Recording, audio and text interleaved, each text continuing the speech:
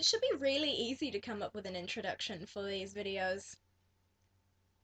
I mean, I do theatre sports, guys. I make up crap off the top of my head all the time, but I can't think of anything. And I mean, I've been at this for a while now, trying to think of ways that I could appropriately bring up the topic, but I just can't think of anything. So you know what? Screw it. I don't have to perform for you guys. I perform for me. I'm doing these videos because I want to and also for a project. But that's just beside the point. I don't have to impress you. So maybe I don't have to impress you, but I kind of want to. Likes and subscriptions to $15.99 might be nice for us. Maybe. Well, this is awkward. To the topic! I'm Jessica, and this is How to Party Like It's $15.99. Festivals, the real parties of $15.99. Now today, I'm going to be talking to you guys about May Day. May Day took place on May the 1st every year, and it was originally a celebration based around one of two things, so far as we know. It was either Druid tree worship or the Festival of Floralia, or something along those lines. I don't quite know how it's pronounced. To do with a celebration that took place at the beginning of spring in Rome to celebrate the goddess Flora of flowers and springtime. And so what makes it even cooler is the fact that May Day was one of the few festivals that was not Christianized. I know, right? It wasn't Christianized. I guess because of its really pagan origins and some of the symbols that they still used, it was hard to Christianize something like that. But it was secularized and taken away from its original religious purposes.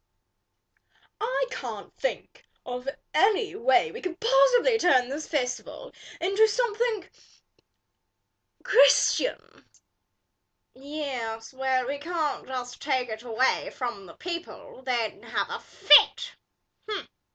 The bearded dude was right. They couldn't just take it away from the people. But the good thing was that over the years it had lost its religious meaning and had become more secular anyway. So the festival was by the time of Elizabeth's reign, the festival was more secular than religious. So I know that y'all are just dying to hear what they did on May Day. So how's about I tell you about a couple of traditions that they had? Hmm? Well, there's no better place to start than at the beginning. So why don't we start with what they did at the beginning of the day? First of all, beautiful young maidens would wake up before the crack of dawn and go out and wash their faces with the morning dew. Now, this was a tradition that was said to make you more younger for longer and more beautiful. Don't know whether or not that works, but it'd be awesome if it did, right? Now, I know what you're thinking, and you're probably right. Now, as Rudyard Kipling said, thing is, they weren't always washing their faces, if you know what I mean. Oh, do not tell the priest our plight, or he would call it a sin. But we've been out in the woods all night, a-conjuring summer in. Okay, so maybe the suggestive wink at the end was my own invention, but I imagine that it was probably in there at one point in time. So yeah, in case I was being a bit too subtle for you guys, sex. They were having sex. In the woods. Before morning. Yep. One angry Puritan even went so far as to write, "In so much as I have heard of 10 maidens which went to set me, and nine of them, came back with child." Damn, angry Puritan.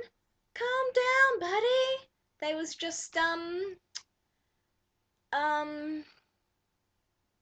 a good time. And really, that's what these festivals were about. Having a good time. So, What else did they do to have a good time, huh? Well, there was this chick. She was called the May Queen. She was elected by the villagers to wear a white dress and a wreath of flowers, very beautiful, and lead the parade and the procession around town on May Day.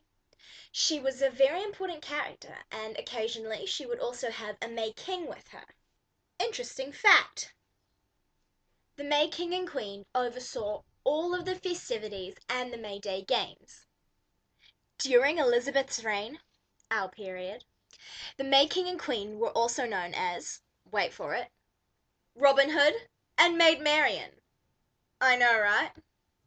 Say what? I know. Crazy, right?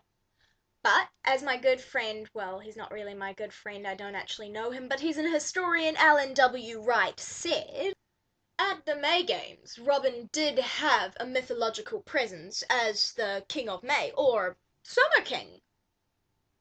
And of course, how could I talk about May Day without talking about the good old maypole? The maypole was a giant log that they erected in the middle of town and attached ribbons to the top of. Now, what they'd do is they'd dance around the pole holding onto ribbons and weaving them into a certain pattern around the pole, and they'd dance the other way to undo them. It was a pretty cool celebration, if you ask me. But the maypole wasn't exactly just there for dancing. It represented something a little different. Penis. Yep, it was a giant phallic symbol in the middle of town for everyone to see. Lovely. That leaves us time for just one more tradition. Morris dancing. Woo! But that was pretty much in everything, so I won't go into too much detail. All you need to know is old man in kilts with bells. And let your imagination run wild. Yeah. And on that exciting note, I shall let you go. Don't forget to like and subscribe, and if there's anything else you do on YouTube, share us. That might be cool. I might just love you for it if you do. Shadow puppets. Llama, llama, llama, llama.